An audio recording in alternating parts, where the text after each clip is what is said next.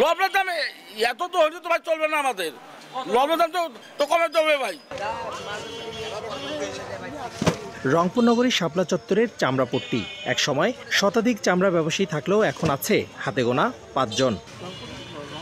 কোরবানির ঈদে চামড়া সংগ্রহের সবচেয়ে বড় মৌসুম। ব্যবসায়ীরা বলছেন, একে তো তারা সরকার নির্ধারিত দাম পাচ্ছেন না, অন্যদিকে চামড়া সংরক্ষণে লবণের দাম বৃদ্ধিতে আছেন লোকসানের শঙ্কায়। লবণের দাম এত তো হলে তো ভাই চলবে না আমাদের, লবণের দাম তো কমে যাবে ভাই। বিক্রির শেষে যখন আমি খাতায় আসি তখন দেখা যায় আমার লেবার কস্ট, লবণ কস্ট, ক্যারিং কস্ট সব কিছু দিয়ে ট্যানারিতে পৌঁছায় দেওয়ার পর আমার কিছু থাকে না।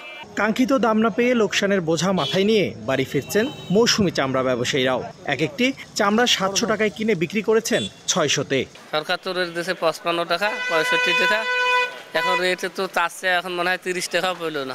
লস খাইছি, বিভিন্ন হাজার টাকা মাইর গেছে, ওদের হাত এত লম্বা যে ওদের করার কিছুই থাকে না। সিন্ডিকেটের কারণে এই গরিব গুণী মসজিদ মাদ্রাসার হকটা নষ্ট হয়ে যাচ্ছে।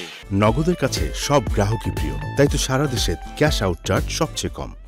বাজারের ধস ঠেকাতে ওয়েট ব্লু চামড়া রপ্তানির পরামর্শ এই ব্যবসায়ী নেতার। ইউরোপের বাইরেরা, চায়না, এরা সব আসিয়া আমাদের এখানে দেশে 1 মাস আগে আসিয়ে বসে থাকতো ব্লু চামড়া নেওয়ার জন্য। কয়েকজনের সিন্ডিকেটের জন্য এটা হচ্ছে না।